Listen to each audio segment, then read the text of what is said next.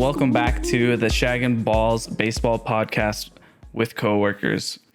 I am your host, Jake, and I am joined by my three co-hosts, Pete, Kasey, and Jrob. Say hello to the internet, guys. What's up? How's it going?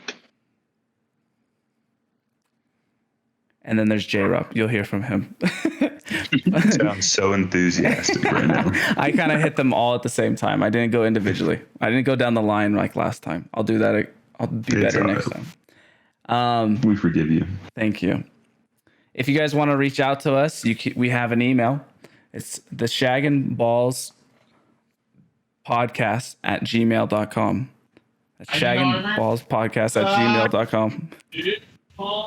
Get it, A-Rob. We can hear J-Rob's brother and Bo gaming in the background, which is fantastic.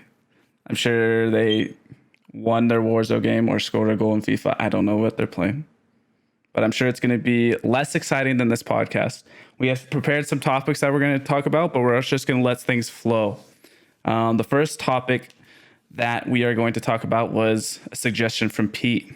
And if you guys have any suggestions, just email us at that email address, and we will read all of the emails. I can guarantee that because Kasey will do it. Yeah. But the first topic is about the KBO. Currently, the only professional baseball league that is still going or is active and actually playing meaningful games. So the KBO is the Korean Baseball League organization, I guess I should say. And Pete, do you want to go ahead and set up the question that you proposed to all of us?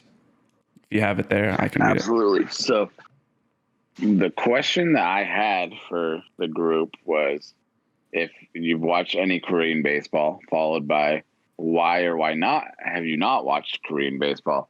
And then if you have watched, what did you like or dislike about it?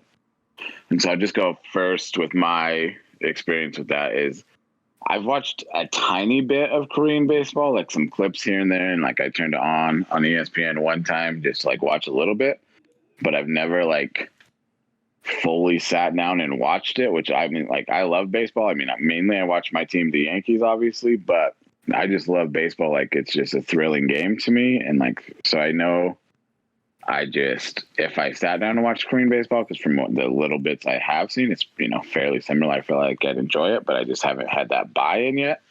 And I'm just like, not sure whether that's because of, I just don't feel a connection to the teams, don't really know any of the players or anything like that. So that's why I haven't got my full buy-in, especially with no other sports on right now, or like what the deal is. So I was just wondering what your guys' experience is with it. And so J-Rob, if you want to go ahead and talk about your thoughts on that. I like kind of in the same boat. I haven't watched a ton of the Korean baseball, but I have like on lunch, there's been a couple times where they've shown like we're at work.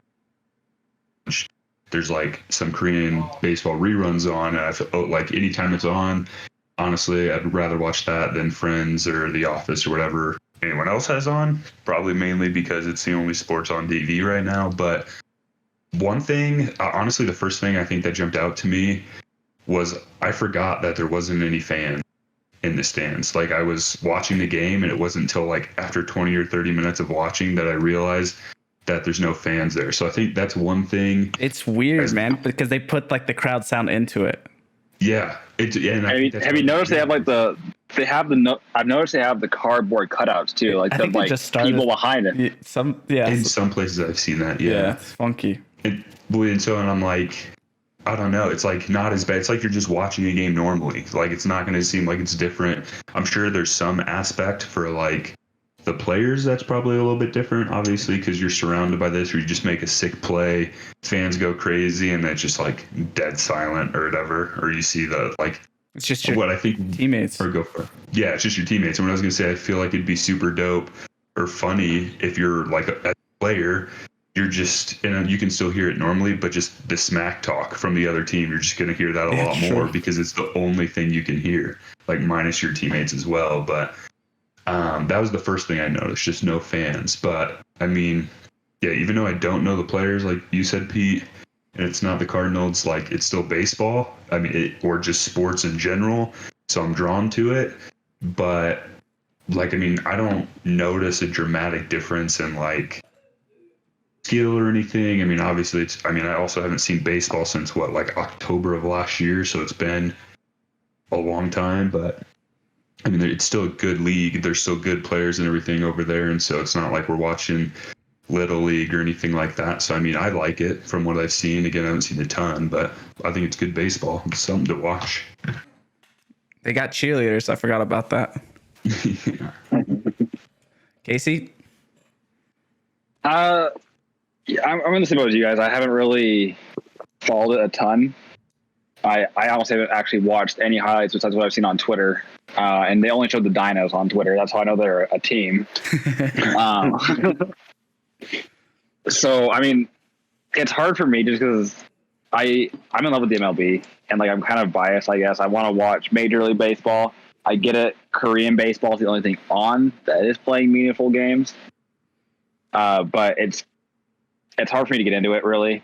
And like watching it live too, I'm looking at the Dinos schedule right now, and they have a schedule all the way out through, it looks like October, but the games are super late, 3:30 in the morning, 11 at night. So it's like, it's hard for me because I want to watch it live and I want to watch the meaningful baseball. It's, for me, even like watching Major League Baseball, just watching like highlights or reruns of games after I already know what's happening, it's hard for me to get into it and like fully invest just because I want to know what's happening currently. So that's hard for me to get into. I want to get more into it. It just, I don't know if I can fully devote myself to it. I'm kind of against it with it. I kind of like hearing more of the news about Major League Baseball than I am the games being played in Korea. Yeah, I feel like one thing, or like a big part for me, well, there's two things. One, like, I mean, if I'm scrolling through TV and I see Korean baseball on, I'll stick there and watch it, even if it is a rerun. But like, part of that is, yeah, it's like, I do 100%, I prefer watching a live baseball game, but like, not even necessarily in person, just by live. I mean, like, it's currently happening, not like a rerun. But I think that's part of the struggle is, yeah, I mean, I'm up at 11 o'clock at night pretty much every night, but 3:30 in the morning, I mean, sometimes, but not usually am I up late. So it's hard to catch a game, I think, is a big thing. But as well, I feel like to be fully invested in it or like actually care about it enough, you have to be up with like all the news about it, like who's injured, who's hot, who's on a hitting streak, who, like, what the rivalry is. Like, you go watch a game and it could be the biggest rivalry in the league and you're not going to have any idea because you haven't looked into it at all. And so I feel like, at least for me, like those two things, and I mean, that's on me. Obviously, if there's a game at 11 o'clock, or if I'm invested into it enough, I can figure out what games are at 11, watch them, kind of pick a team I like, or at least one I see regularly, and then like do more research on it or whatever and find more. But I feel like that's the struggle, is just because it is on the other side of the world, like it just makes it harder to watch. And then from there, I feel like if I could watch it more, I would get more invested. But I don't know if you guys agree with that, or if you have different thoughts, or just because it's not the MLB, you don't care as much. Yeah, I think like Peter said, it's hard because there's not like my fandom for like the Padres come because that's where I grew up. So like there's a hometown affiliation for me, and it's more like rooted in like who I am as a person. So there isn't that immediate connection, which is kind of tough to get over. Like it's difficult also because it's just, there's a language barrier. Like I can't watch the game and say who's like that player's last name or his first name because I can't read it. And so that part's difficult. But after Pete proposed this question, I went to go look because my answer to this question would have just been I watched opening night on ESPN, and then like the next day or the day after, I went to like watch ESPN to go see if there was like a replay I could go see. And there wasn't really anything at all. So I was really disappointed. And that's kind of when I fell off in the league until Pete asked the question. And then so I went to go look it up on YouTube, and I found like a game. And then like the first graphic on the YouTube video was all like 5 different Twitch channels. It was twitch.tv/KBO 1, 2, 3, 4, and 5. They have 5 different Twitch channels that broadcast all the games in the KBO. Now they're all in Korean, which if you can get over that, then you have the full catalog of games that you can go through and watch, and you can like fast forward in between the pitches through the commercials. So that's what I did. I went and watched a couple games. So I picked like the LG Twins. They're based in Seoul. There's only 10 teams in the whole league. But the reason I picked them was because the Korean teams are only allowed 3 foreign-born players on the team. Otherwise, the rest of the roster has to be Korean. And one of the foreign players for the Twins was Kasey Kelly, and he was like an old prospect that the Padres had. So I was like, oh, I'll pick Kasey Kelly. I'll watch the Twins. So I watched the Twins, and Kasey Kelly didn't do too well in today's game on June 3rd. He gave up like 6 runs. That's besides the point. Like watching the same team a couple times, there was definitely a few players that like stuck out to me personally. I was like, I like how this guy's handling himself in the box and how he can read like the fly balls. Like their center fielder was somebody that I was like, oh, I like this guy a lot. So there's a few players that I enjoy more now after watching them. But yeah, so I guess I don't know if I should say it or not, but like I also, when I watched the games, I streamed it myself on Twitch. So I was watching like the restream, which I don't think's legal, but I did it anyways because I went and looked through and I saw like 4 other people like streaming it, like I don't know if they did when it was live. But I was like, sure, why not? So I had like a handful of Korean people like talk to me while I was watching the game, and they're like, do you recognize that hitter? I was like, no, I don't. And they're like, he played in the major leagues. And it was like Hung-Soo Kim. He played like 1 year with the Orioles. I was like, oh yeah, I do remember that guy.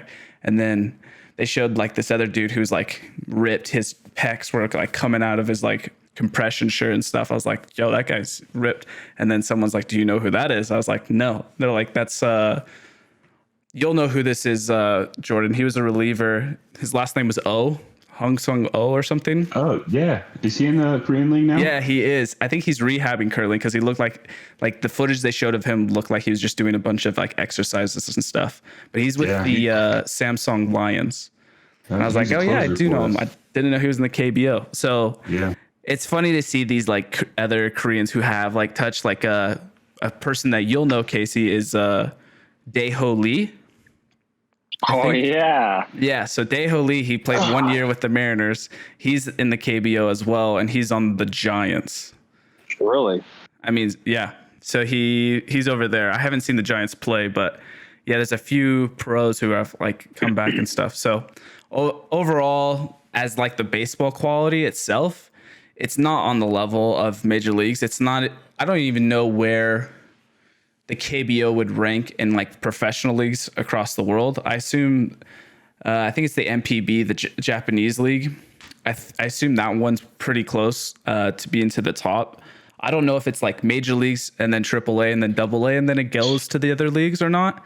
If it's like it falls in that order, but like the thing that stands out, or I guess the lack of, is like tools. And so like what I mean is there's not like high velocity in these games. Like these guys are just touching 90 if they're like on their like peak pitches. It's a lot of like soft stuff from the pitchers. There's not like a freaking Manny Machado or Arenado slinging the ball across the diamond. Like it's very clean fundamental mechanics, but there's nothing like super flashy to it besides the bat flips. The bat flips are sweet.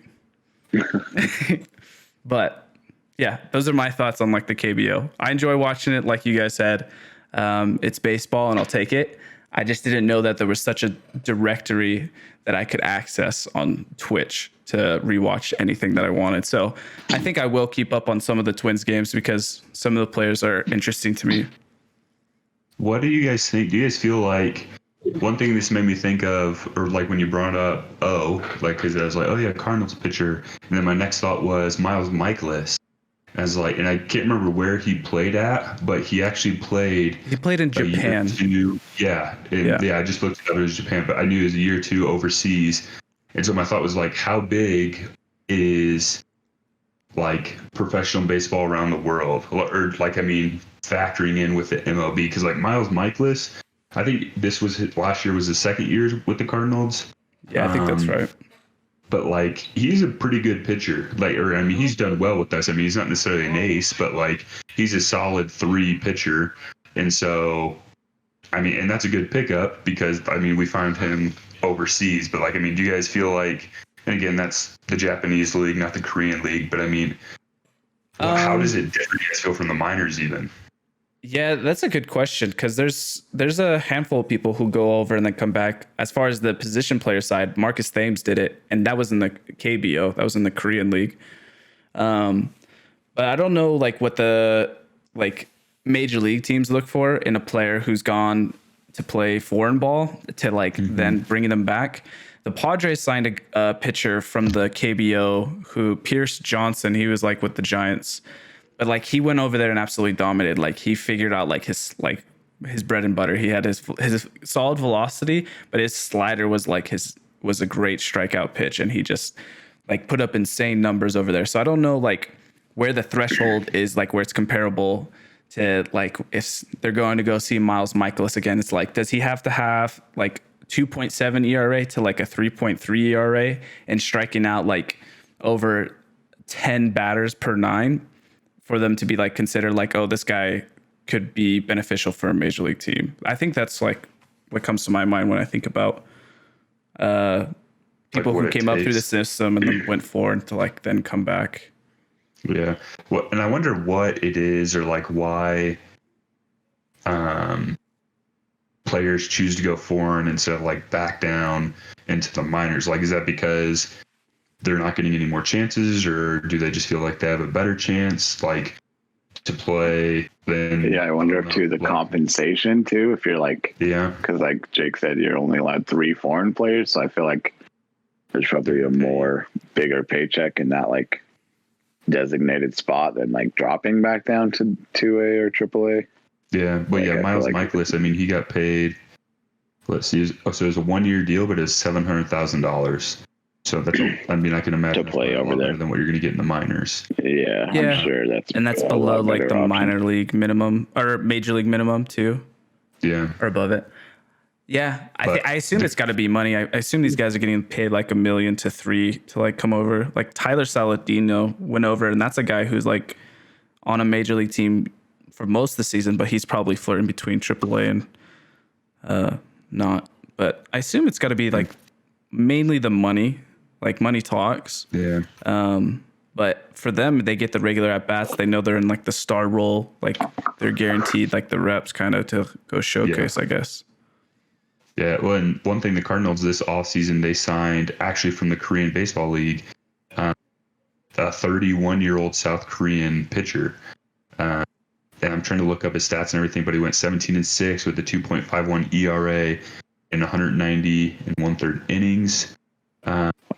He was with the SK, I can't even say this, WYVERNS. Yeah, Wyverns. Wow. That was the team he was like,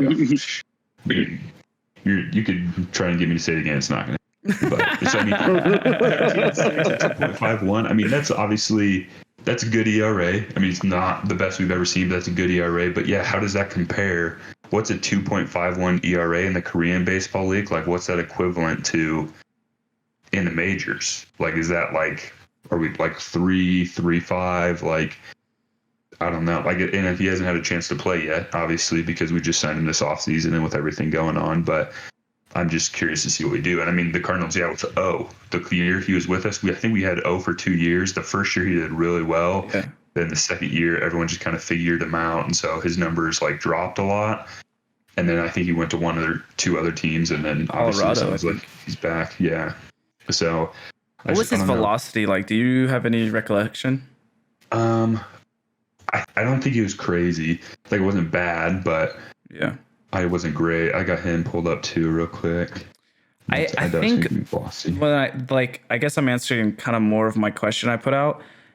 Thinking of like Michaelis, Pierce Johnson, who the Padres signed, who I said has like a really wipeout slider pitch for like a reliever. Mm-hmm.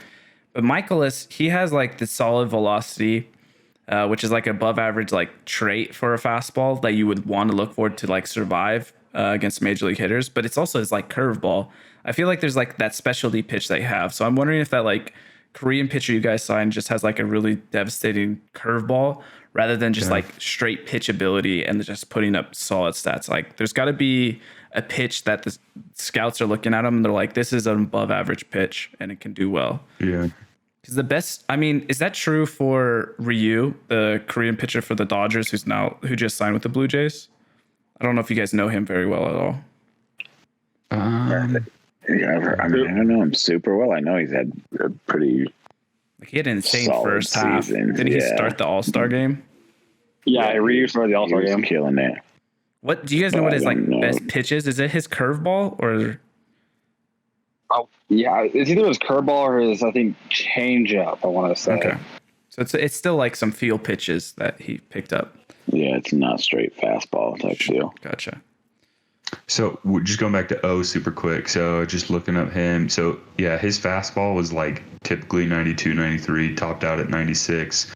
Sliders in the 80s, but it looked like his cutter. He had a really good cutter is what was kind of his pitch. So I wonder, like maybe they just saw something with that cutter. It was just a good put away pitch or whatever. And then like, I mean, he was a closer. So like, obviously you have less pitches. You're looking more for your put away pitch. Like, I don't know. Maybe that's what they saw. And that's why they went for him, but I don't know.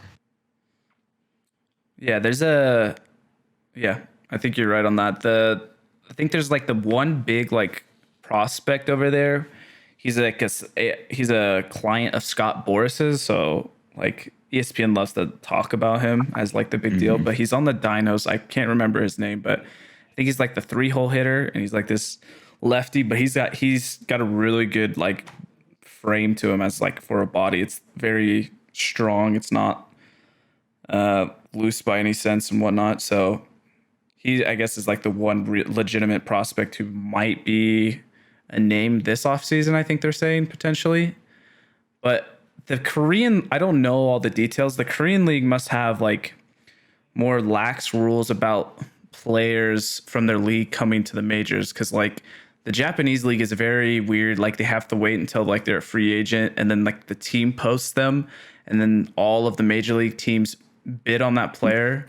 And then you have to pay the team. Yeah, you pay the team just to talk to the player. But there seems to be like way more Korean players just coming over to try it, see if they can make it here in like the last 3 to 4 years almost. I don't know. Yeah, I feel like there's been a big push. Well, like, I mean, maybe it's just because I paid more attention to it the last few years, not like that specifically, but just baseball and like the finer details. Yeah, even just looking at the Cardinals, like, and then like, even though Michaelis isn't a foreign player, like he's from here, but that's where we signed him from. Then there's Kim, the pitcher we signed this offseason. So in the last 5 years, there's at least 3 players. And I mean, they've all been pitchers, but at least 3 players coming from like Korea or Japan, like that, those Asian Pacific like leagues. So I don't know. And then, I mean, yeah, there's a lot from around like the Angels. What's his name? I can't remember the pitcher back. Is it Shohei Ohtani? Yeah, Ohtani. Yeah. It's like, I mean, and he's like he's a power hitter. Like I was kind of skeptical of him, honestly, coming in. Not that I didn't think he's going to be good, but like someone that could actually hit pretty well and pitch pretty well. Like he does both at the major league level. Yeah, like, I mean, he definitely is performing in the majors, like, when he's healthy, obviously, but, like, there's just, been a ton of people, I feel like, the last, I would say, 5 years, and maybe it's been longer than that, but just from what I've seen, a lot more players coming from, like, a different part of the world than I feel like normally do. Like, occasionally you'll get some, but I feel like that's interesting, too, because I feel like you hear about the big name guys all the time, like Ohtani.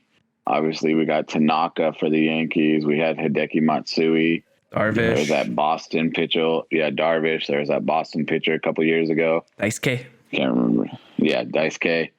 So I feel like you hear about all those big names all the time, but it seems like there's way more of a flow coming over that's just like not as highly publicized as all of them. So it would be interesting to see. And also, like, how many come over here compared to how many are going over to play in Korea? Because there's all, like, Michaelis and stuff Jrob was talking about. So it'd be interesting to see, like, how many come over here without the like only 3 spots rule compared to who's going over to Korea to play in other leagues foreign.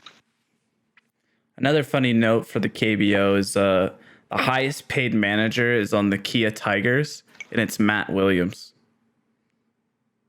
So that's an odd thing to have. I feel like I think Bobby Valentine went though. He like coached and he managed like a Japanese team and they won the title.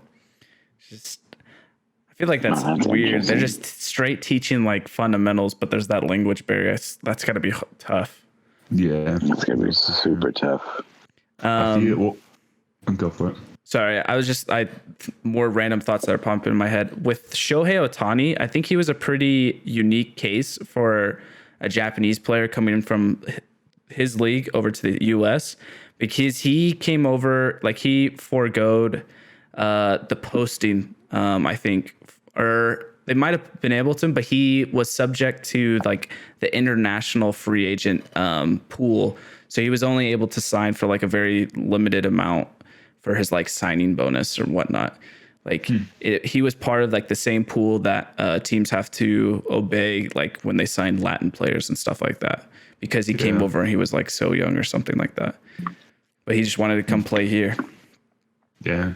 Well, I mean, it makes sense. I mean, he's got the skill for sure from what he shows. Yeah.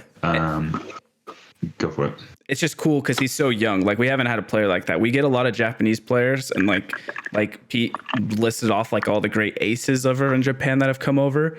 But it's like we're also getting them when they're like about to hit their 30s and stuff. So it's kind of funky. And then they have to pitch in like a shorter rotation because in Japan they pitch with like 6-man rotations. So there's just so many frequent injuries, unfortunately, for a lot of the Japanese pitchers over like the history. Yeah. And there's only, I mean, I looked up last time how many Japanese like born players have come and played in the majors. And I think it was like 54 or somewhere in there, 50, 60. And then from Korea though, it's only 21 players. Okay. So, and that's since 1994. So, I mean, I feel like there's been a lot recently, and obviously a lot of 21 isn't a ton, but I don't know. No, I agree. I think there's a lot more.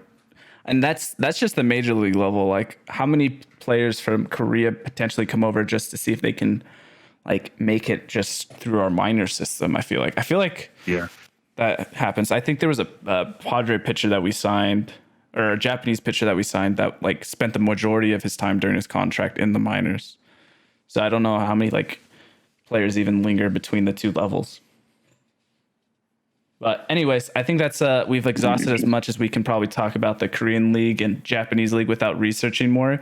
It's pretty fascinating to me. I wish I knew more, but with 30 teams and 162 games each season from Major League, it feels like you get enough baseball content just from the single league.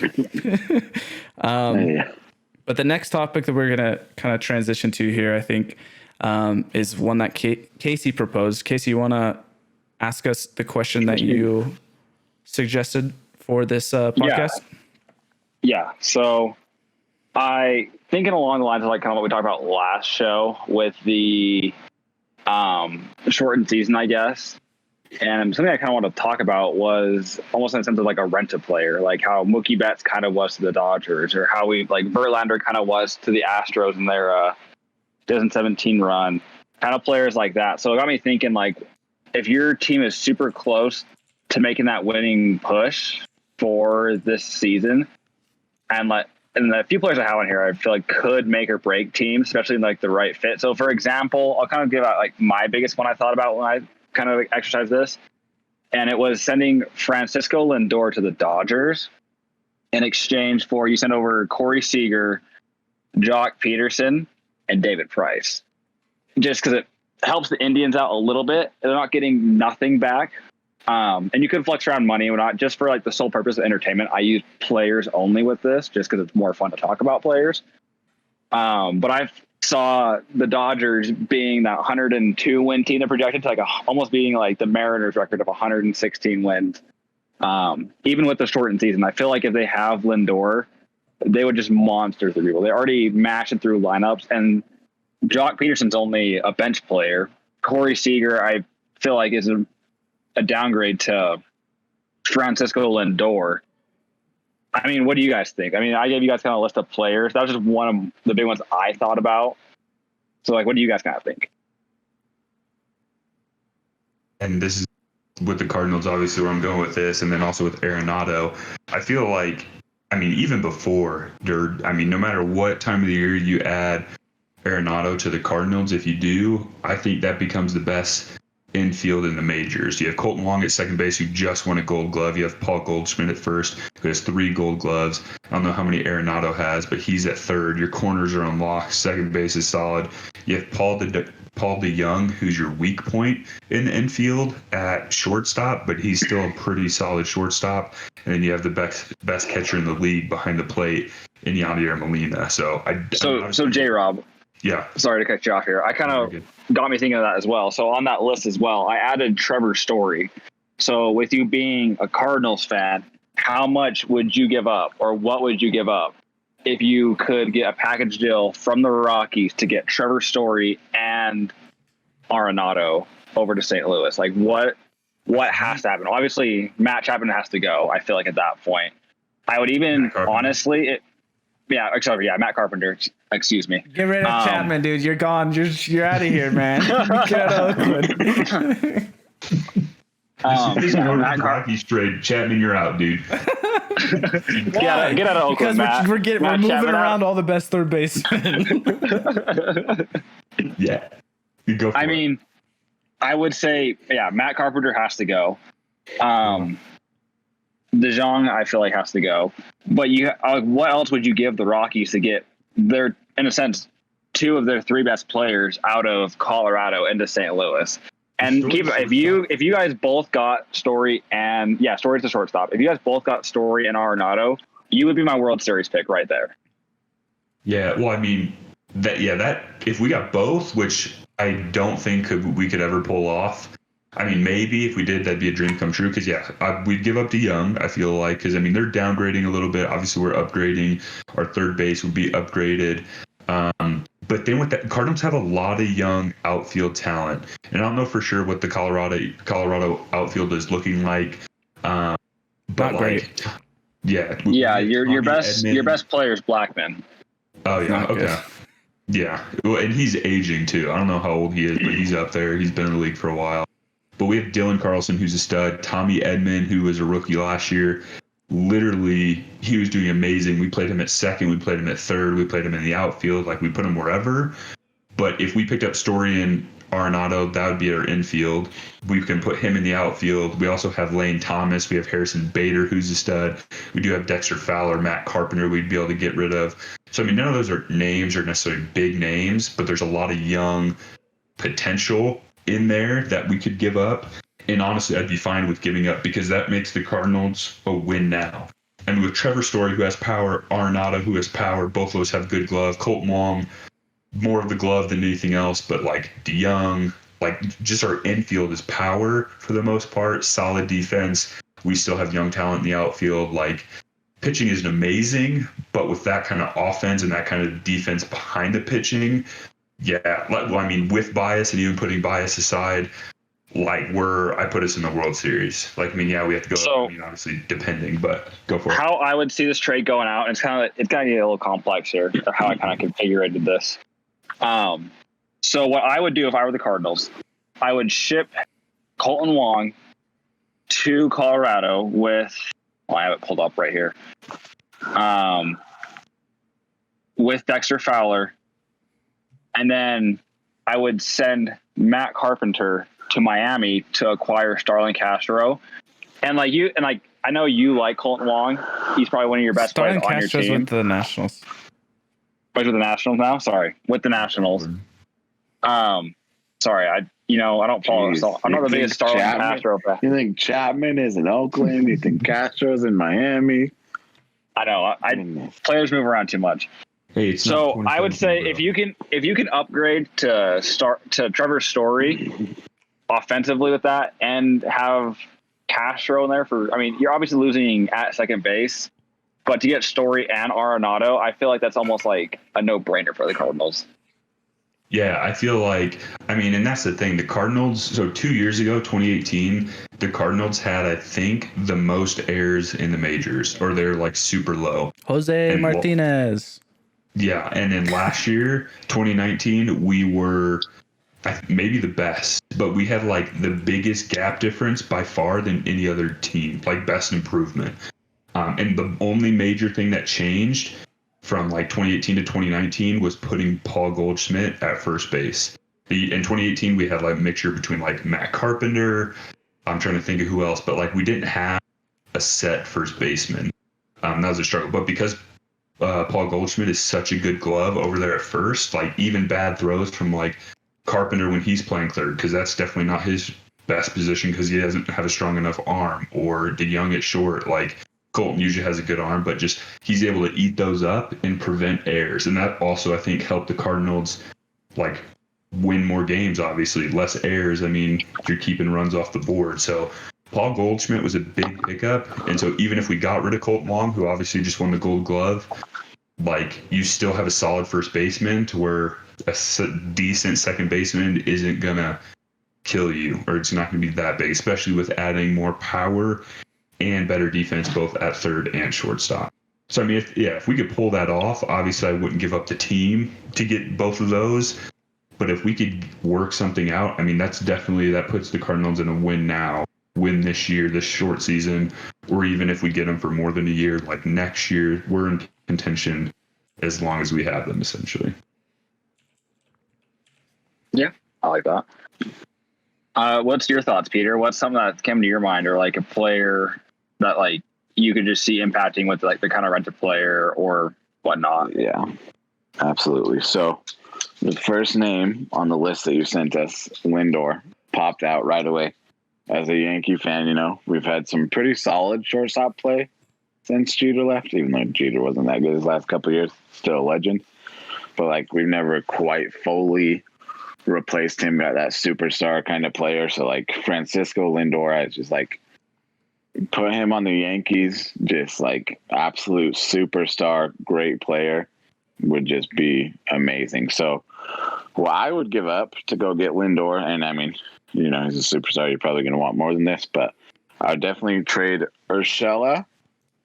One of our bullpen pieces, not Britton or Chapman, but somebody else. Like we got a, you know, pretty strong, solid bullpen. Get rid of one of those guys, and at least like, you know, couple top 2 or 3 prospects. You know, just to go get this superstar shortstop, and then have a infield of Andujar, Lindor, Torres, and LeMahieu. Like that is all really good defensive players, all definitely can go out and hit the ball with our pitching that's been improved this year. Just a killer defense there. And then obviously our outfield, if they stay healthy, can, you know, hit 60 home runs a piece in a full season. So I think one player I would add to that, just to make it more enticing for the Indians, because they kind of have a lot of turnover in their infield, would be Luke Voit too for you guys. I mean, he just got raw power. He could be a DH, and he could switch between, I think Carlos Santana's playing first base right now for them. So those two could split DH first base time. I could see that being a win-win for them. I mean, it's going to take a lot to get Lindor out of Cleveland. But I mean, if anyone could do it, it's going to be a high market team like the Dodgers, the Yankees, the Red Sox, the Angels.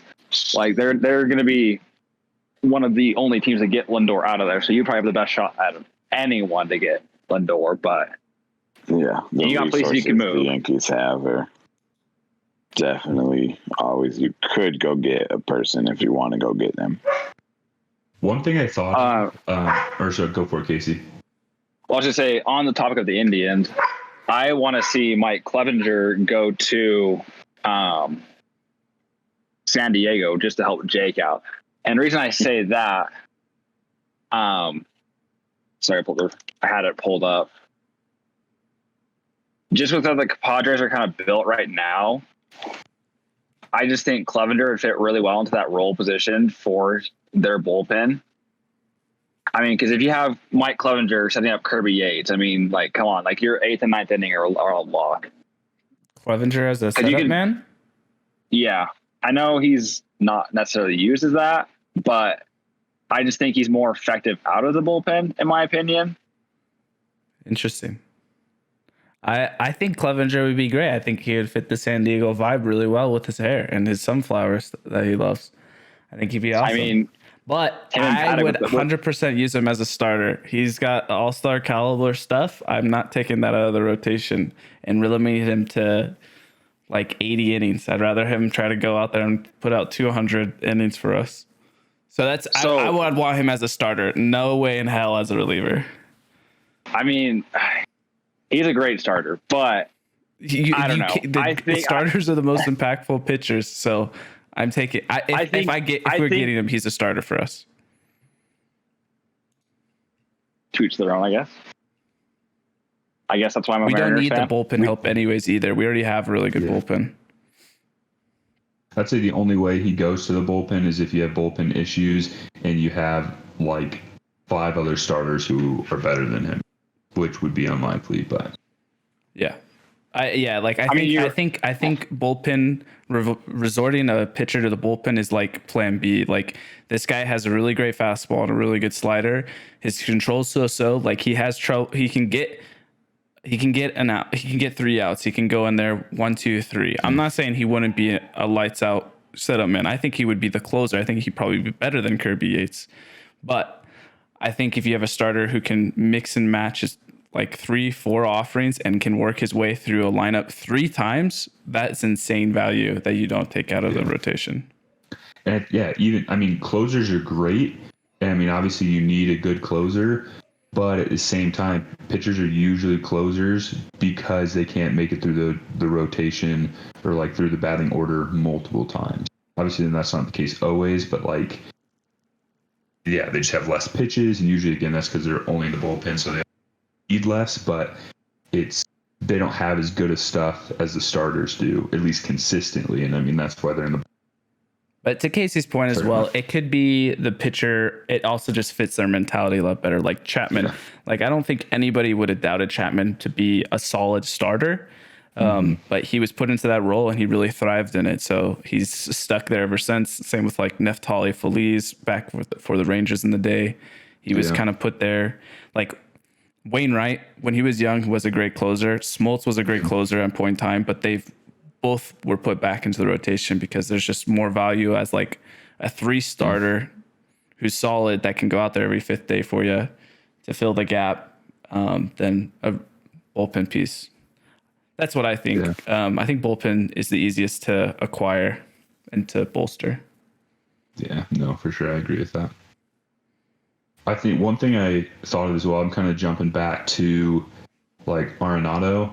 What do you guys think, and nothing to do with the Cardinals necessarily, like this is a question I have for you guys going off of that, but do you guys think that the Rockies try and sell him or trade him? Like, because he had, at the end of this year, I believe, is when that like clause in his contract comes up that he can like get out of his contract and everything and become a free agent. So do you think, because what happened this offseason before COVID-19 came around and everything, there's just talks where he came out and said he was dissatisfied with the management and everything. So do you think they trade him or they risk him leaving in the offseason? And then if he does leave, so if it's up to him, if it's his choice, where does he go? And then, or I guess, what's his best fit? Or where, if the Rockies trade him, where are they going to try to trade him to? Obviously, they're going to try to get the most value for him. I guess just more, where's the best fit for him, or where do you think he wants to go? I think he's gone. I think he's already upset with Colorado. I think he wants to go and win while he's still in his prime. Yeah. And I think if the Rockies front office was smart, instead of trying to sell tickets now, like rebuild for your future and get something out of Arenado. Obviously, it's easier said than done because you got to find a buyer. You got to find a place he's going to fit. Mm-hmm. But, I mean, there's a few places I think he fits pretty well in. One would be with the Dodgers. I think if you ship off Justin Turner and get some of their pieces, just because the Dodgers, and I'm looking at their roster, they have a lot of talent that's not in the starting lineup. And I get it, they can use it for off days and whatnot, but you could really get some pieces back from the Dodgers and even money. Another one would be the Yankees, just because I think Arenado's upgrade over Urshela.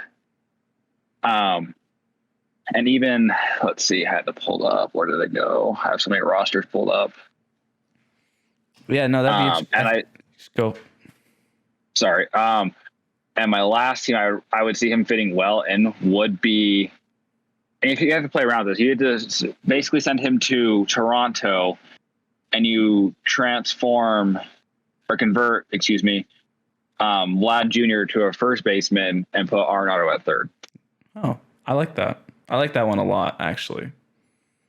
I feel like, with him, with Vlad, he's more like, he's got a big body. And nothing wrong with that, but Vlad's on his way over to first. That's for sure, man. Yeah, we're talking. Vlad is He's so young and everything. As of right now, that's doable. But just once he gets into the years, and to prolong his career as well, he's going to need to be at first base.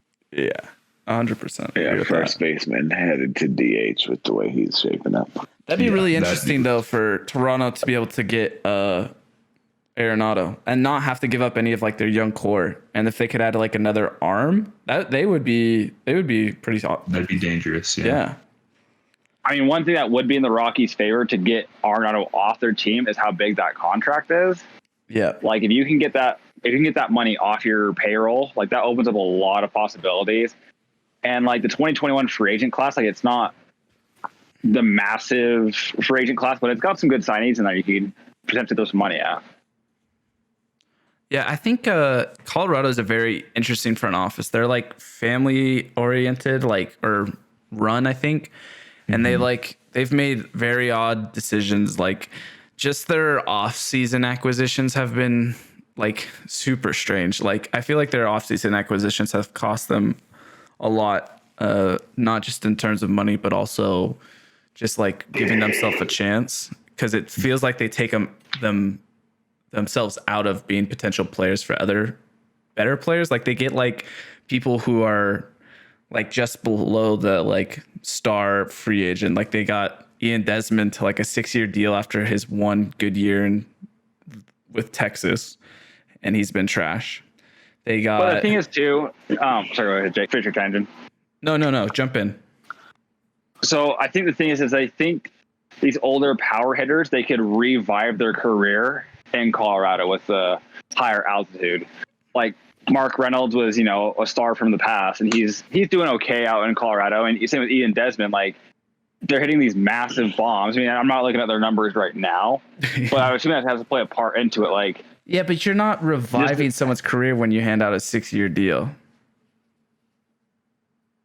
Yeah, it shows they had a lot of faith in the guy. I think Texas was the one who revived it, because it was flat after he came out of Washington. But anyways, like they signed like a record deal for like a relief pitcher, I think, for Wade Davis, who struggled. They went and got I'm pretty sure they signed him to a big deal, and then they went and got like Brian Shaw, like another reliever and stuff. Like they paid really big money for like their bullpen, but it didn't pay off. They paid a lot of money to Blackman, who's like already on the decline. But I don't know. As the front office, I find it very hard to try to. I think you have to look at all options, of course, but I don't know how you can be the one who trades the franchise's best player ever to play there. I think that's tough when you already had like a contract in place to keep him like a Rocky forever. I feel like you got to do whatever you can to keep Arenado. Yeah, that's fair. Yeah, to not potentially damage anyone wanting to go there in the future and stuff. Yeah, I can see that. But I think to Kasey's point, what she was talking to Jrob a little bit ago, if they did rebuild, Arenado and Story are great two pieces to move to kick off a really strong rebuild right away. So anybody have any more comments off that? I had another question regarding rent to play, but different. No, I'm good. We'll move on. Okay. So with rent to players, do you guys feel like, I might have my thoughts on this, but I'll let you guys go first. Do rent to players, do you guys feel like help bigger markets more, or do you see bigger markets going for those like Mookie Betts or like Arenado? Like if some teams would go after him this year knowing he might hit free agency after the season or things like that. Do you feel, is it the bigger teams usually going for those, or do you feel like it's pretty even with what you see? I think it depends on the player. And the reason I say that is look at 2016 when Chapman kind of needed a change of scenery in New York, but he wanted the New York money. The Cubs were like, hey, we want to make a push this year. We got a good chance. Let's get a lockdown closer. I mean, even though, in my opinion, Chapman did struggle in the World Series against the Indians, but he did ultimately get the job done, kind of fulfill their need. They got a ring out of it. Whether they say it was help with Chapman or not, they got to where they did with that roster. On the other hand, I feel like a player like, for example, like Ketel Marte, I think if you could potentially get something out of him, not necessarily like a Yankees or a Dodgers, but let's say like, let's just throw in a name here, the White Sox. The White Sox could Ketel Marte. That could be a player that ultimately could help them in that current season and have a chance. If they show success with him, they would probably pay him. To where just the Ketel Marte example, he is signed through 2022 with options for 23 and 24. So he kind of has a contract. But I keep going. I think your point's still valid.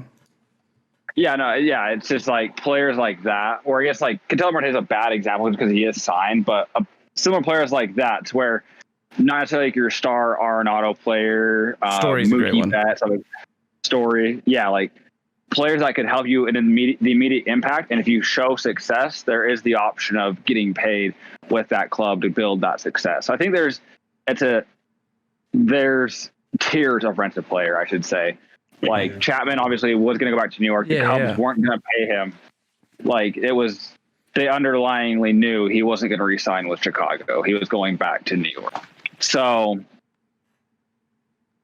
yeah, I would definitely say, I feel like every year big market clubs are going to go after the rented players, but it's the smaller market teams that like they make a really smart move, like when they know they're in contention and stuff. Like the example that sticks out really big in my head is CC Sabathia with the Brewers. Yeah, it was like awesome. they picked him up off the Indians because they were trying to make a push for that year. And I mean, they just threw the hell out of his arm. Like, yeah, they did. He was pitching on 3 days rest. Like, they're like, CC's not signing with us, but like, we're here this year, so let's make this pickup. Let's go for it. And like, he got him in the playoffs. He pitched really well in the playoffs, and then he moved on. Whereas like teams like the Yankees and the Dodgers, stuff like that, will like they'll pick up pieces every single year to try to make that push because they're always in contention. But it's small markets, like. They just have to be a lot more like smart about when they're going to try to get that rental player. And like, I mean, CC paid off really well for the Brewers, but like, I mean, I'm sure there's misses that people can think of too, but like CC just really sticks out in my mind as a really, really smart. Let's go get this guy for a couple months. I mean, abused the hell out of his arm. Like, I'm shocked he pitched so well for so long after that year, but Jake, what are your thoughts? I think it's like a blend of both what Kasey and Pete are saying. I think I agree with Kasey how it's like the different tiers. It's like your tier 1 or your tier A. Players are amazing to get, and it fits the team if they're in the window of contention, like, and they just want to reinforce it. So like a player or example, like Pete said, like one that failed was the A's when they went and got John Lester and like Jeff Samardzija and Jason Hamill to reinforce the rotation, because I think they were riding with like Bartolo Colon's like revival and stuff, but they brought in like a surefire ace and like Lester. Samardzija was having his best season to date. Hamill was being very productive, and they lost in like the wild card game, so it didn't pay out for them. But I think the common theme here is not if it's a big market team or if it's a small market team. I think it's both if they fall within, if they're contending and they have an opportunity to make the playoffs and they feel like it might be one of their better bets in the next 3 years, they have to take that evaluation. But then it's not, we say big market team, like they can go sling and get whoever they want. That's not really the case. It's really dependent on how you've built up your farm system. That's what your currency is at that point. And that's where I think a lot of small teams can kind of compete and go get the John Lester, the CC Sabathias, the Cliff Lee, like, those Trevor Bauer, just because if you have the assets in the farm system, then you're able to spend that and go get that player to get that done. For an example, that for a team who hasn't been able to do that to reinforce the team to make sure they get that final push has been the Angels. The Angels have had a trash farm system for years now with Mike Trout up, and they haven't been able to get that push. Like, they've had years where they've been around 500. They've gone over it a little bit, but they haven't been able to bring in impact talent for trades. And so I think the farm system is very dependent on that acquisition of those rental players, but they can be amazing. I forget, there's somebody else who's on my mind that just came over and absolutely like destroyed for a team recently. I can't think of him, but those are my thoughts. Yeah, no, that's actually a really good point. Just with like the farm system and everything, because, well, I mean, my first thought or what I was thinking of when I thought of this question was, I mean, I always go back to the Cardinals, but like, I mean, it goes with being in contention, but even with the Cardinals and like Arenado, like when they were in trade talks and everything, I just remember the Cardinals were very hesitant, or just like it took a lot of back and forth, and then the Cardinals were almost like backing out.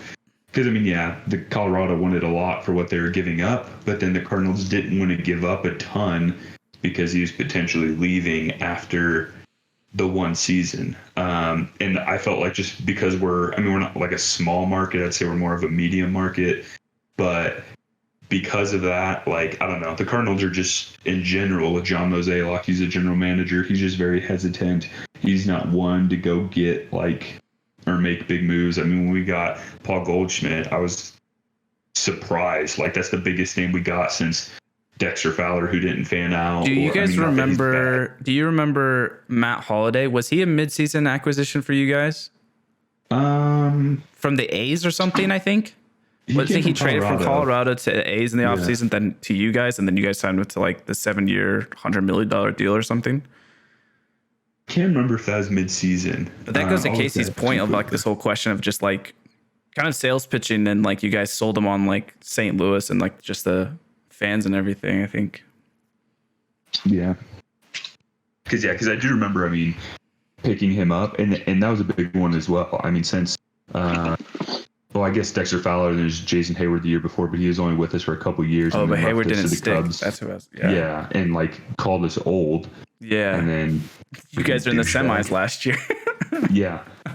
Holiday, that's what I'm looking up. But I don't know. So there's things like that. I feel like, and again, this is bias. I mean, just with the market that I'm around, but I feel like with the Cardinals, because we're smaller, again, not like small, but we're not the Yankees, we're not Boston, we're not the Dodgers. Like, I feel like they're just more willing, or they're less hesitant to go after those big names, even if it's just for a 1-year deal, because they have more money, and it's not always that. But usually, I mean, with that, usually with more money, you have a pretty good farm system as well. Obviously, you have to build that, but you can go get players like young for cheap that are pretty good.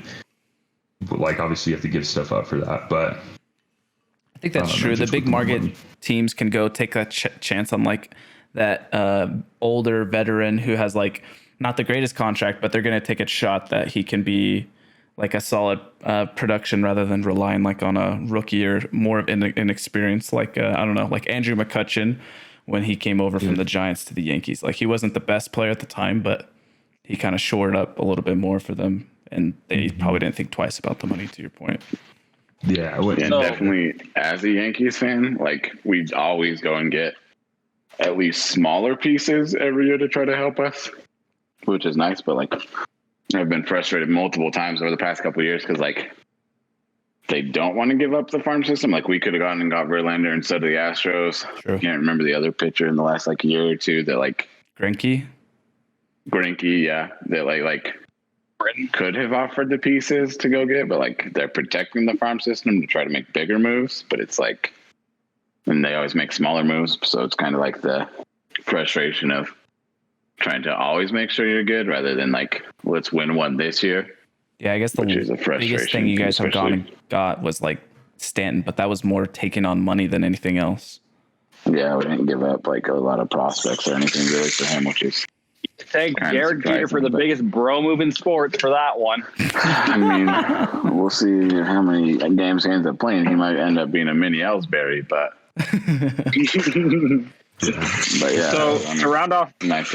this kind of question, I kind of want to don't put a lot of thought into this. I'm going to basically read off these 12 players that contracts are ending, or so they are free agents starting 2021. And I kind of want to hear don't put a lot of detail into it. Kind of just the player you pick Thoughts, yeah. and where they're going to fit the best. Just kind of top things off this topic. So the top 12 are Yoenis Cespedes, Mookie Betts, Giancarlo Stanton, Jake Arrieta, Masahiro Tanaka, Jordan Zimmerman, JD Martinez, George Springer, Yadier Molina, Carlos Santana, and Shin Shu Chu. Did you say So, Stanton? Yeah, Stan. What? He does have a player option for 2021, but He's sticking around. he technically, yeah. So basically, I just want to hear Yeah. you Go- each have to pick one player and where you think they should go. Okay. Relist them. Money's not an issue. Let's go through. Have it I make would- sense. Let's go through each My- player. Just ask somebody though, Kasey, and then you can take a player as well. Okay. Let's just go down Okay. the line. So Go sorry, Yoenis J-Rob, Cespedes. Pete, Who wants to kick me, it off? and then you. Go J-Rob, Pete, me, and then you. We'll just go that Yeah, way. so J-Rob. So who am I doing? Yeah, What give player him am I doing? give him a name. Let's go down the list with the names. Okay. Say the name and he'll give you a J-Rob, team. you're gonna do J-Rob Yoenis Cespedes. So I'm just saying, is he staying? Is he going? If he is going, Is he where's staying? going? Is he going? Yeah. What Is he staying? team Is he going? comes Or to where's he mind? going? I don't know. That for me, I feel like that's a tough one because he's with the Mets, isn't he? Yeah. Yeah. I feel. I mean, if the Mets are going to pay him and everything, if it's not coming down to money or anything like that, I feel like he would stay because I feel like the Mets are on an uptick. But I mean, also I feel like the Mets have kind of been almost on that climb for a couple of years now, but they haven't actually made that step, if that makes sense. They have high hopes, but they never reached that. Just because who was the rookie of the year this year? He was on the Mets with 52 home runs. Yeah, Pete Alonso. Pete Alonso. Yeah, Alonso. So I mean, obviously he's a stud on their team. They have a lot of good pitching. They have freaking Thor on their team. I freaking love him. I want him to bust Their out. rotation is deep. Yeah. Yeah. They have Stroman, DeGrom, Porcello, Michael Wacha. Yeah. And when I always feel like he would stay is without looking into it more, just my first thought, just because the Mets, and again, even though they've almost felt like they should be on the rise for the last couple of years, but haven't. I mean, with Pete Alonso, even just that one more piece, their offense is so much better. 52 home runs, that's a ridiculous number. That's almost one every third game. That's crazy. And maybe he doesn't do that again in his career, but he's obviously going to have power throughout his career. And if he stays healthy, that's a big bat.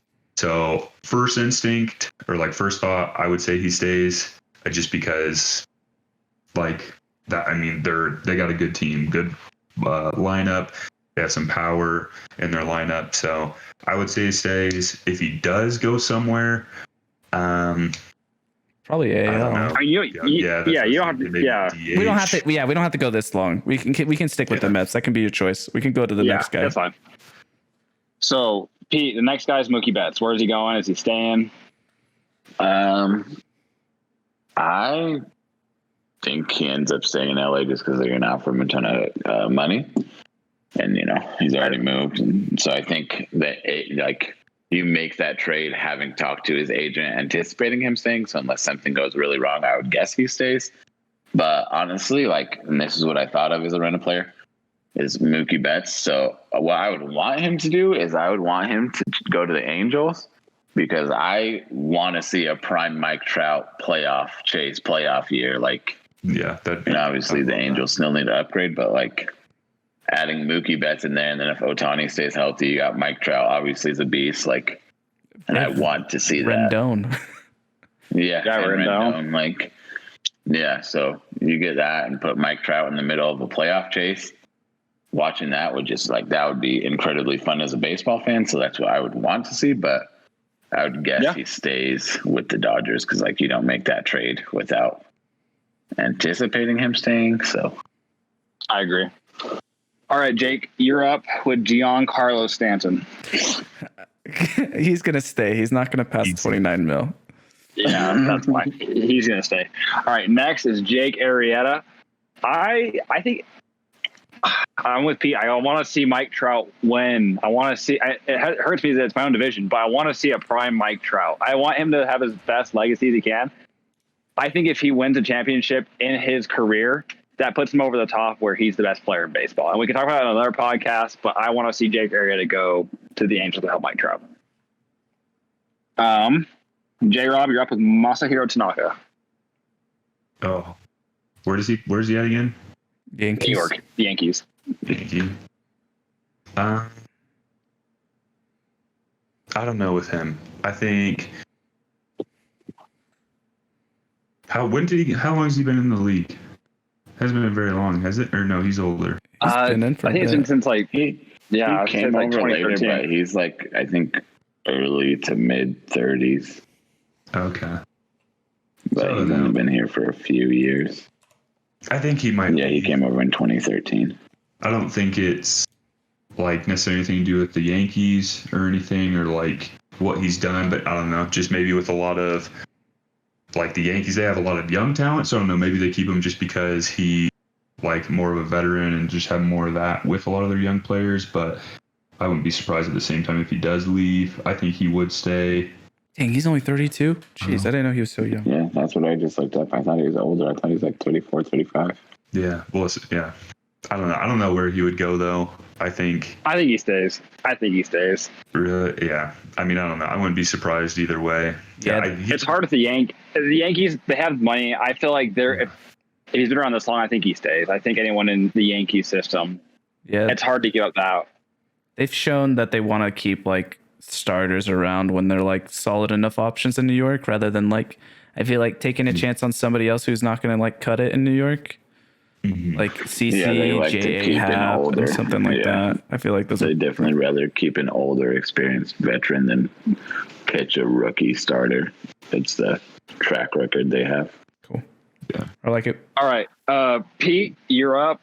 Jordan Zimmerman, the starting pitcher for the Detroit Tigers. Dude, I don't know if that guy's getting a contract. Yeah, I don't think so either. We'll skip him. Pete, we'll give you a better one. Pete, JD Martinez, where's he going? I definitely feel like he leaves Boston just because, I mean, they've already spent a lot of money. They have a lot of younger players. And, like, you know, he signed his 2-year contract super late in the season. So he's going to want to cash in big. He And I opted back. don't, Sorry. yeah, but I don't necessarily think the Red Sox will offer him the most money. Especially, I mean, he's apparently, I just looked it up, he's 32.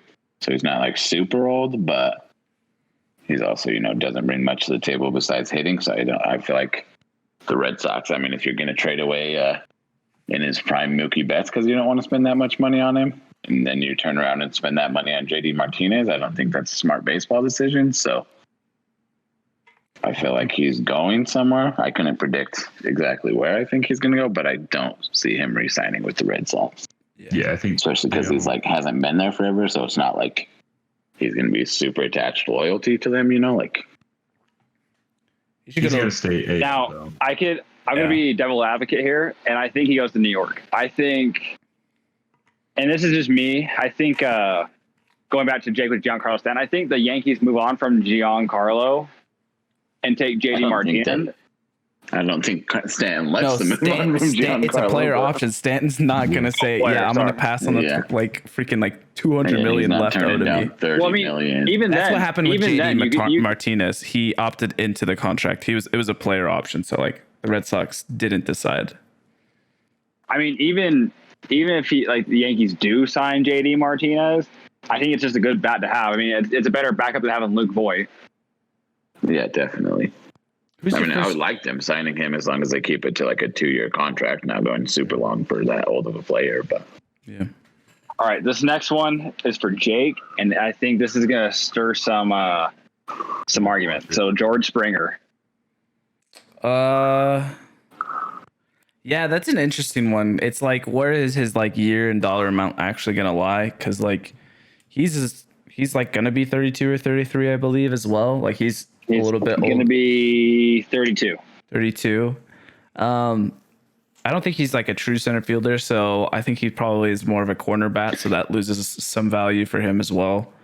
I think he probably sticks in with an AL team though still. Quick answer would be like, I think it's either Blue Jays. Yeah, I can see that. Quick All right. thing. Yes or no on this before we move on. So it doesn't take long. Yes or no.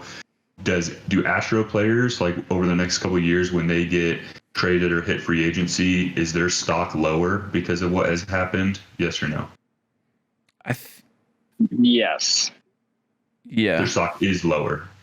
I think more players will have a bigger hit, but not like I would Bregman. say, I was just going to say, I would say for the role players, like not stars, yes, it's going to be lower. But for the Bregman type of player, like they're still going to get a massive contract. So They're still good players, obviously, but yeah. Okay. Now this one is it lands on my turn. I feel bad for Jrob, but Yadier Molina, and I think he stays. I think he signed a 2-year deal. Jrob, Carlos Santana. Where is he staying in Cleveland? Ooh. that one's tough because I tough. feel like anytime. So in Cleveland, because they're a small market team, anytime you get like a solid player, and it depends. I think it almost comes down to the player. Like if they built good enough ties and everything, and like they're gonna offer him enough money, then he'll stay. But I don't know. Cleveland's not going to offer the bank to him just because Cleveland, I feel like, is a team that is a lot more frugal with their money, or they don't like. Yeah. No, you're right. They didn't already the first time. Yeah, there's like no Cleveland Indians player that just stays for their whole career because they have so many like Hall of Fame superstar players that they brought up through their organization, and then they just go win and dominate on other teams. Yeah, and it's because they don't want to spend the money. Yeah. At least what I feel like, or what track record shows. And so I feel like that one's tough. Like if he wants too much money, then like what Cleveland is willing to offer, then he's gone. I think it depends on how much he wants and like what the market is for him. So if I had to say yes or no, like stays or goes, I think he goes probably. Yeah, I think he's going to be a journeyman at this point because he's 35 and he's going to be asking for a lot of money. I think he turns into a journeyman. He'll end up somewhere probably, I don't know, Miami, Pittsburgh, just somewhere just to. Yeah, I assume he would probably be like a DH still. At least that's where I see like more value for him, just so he can get more at bats. Yeah. Okay, who is it? Pete. Shin Shu Chu. He's 38. Oh, he's Where's Korean, he going? by the way. Oh. 30. Yeah, he's 38. He's retiring, brother. Maybe he goes. He probably goes to KBO. Yeah, I can see him going back. I mean, that's pretty old. So yeah, I feel like. Where's he at right now? Texas. Yeah, and especially being an outfielder, like it's pretty hard. Well, they actually have him listed on this as a DH right now. Yeah. So apparently he's a DH now. Yeah, he doesn't have much value in that field anymore. Yeah, already on that. So yeah, I don't see him signing anywhere except maybe back in Korea to bring him back to the beginning of the podcast. There you go. Jake, last one for you. Jeff Samardzija. He's 36. Is he staying in San Fran or is he leaving? He's leaving. I don't think San Fran wants that old of a pitcher. I don't know. Maybe they still need him to hold over till the young guys. I think he'll go to Miami. Tells you what I think of Miami, I guess, and Jeff Samardzija. Here's a question for you guys. Where does Miami make the playoffs in the next 10 years? No. Yeah. No. They're until they figure out what's going on with Jeter, they don't. All right, last one. This is my write-in. James Paxton, come back, Big Maple to Seattle, please. I miss you. Cut this part out. Yeah, it's already cut. We stopped I recording think before that I think it wraps it up for tonight, boys. Yeah, we went a little long today. I looked up and we're already at an hour when we went through that round of players. But anyways, you guys have any last thoughts or words you want to get out before we wrap up?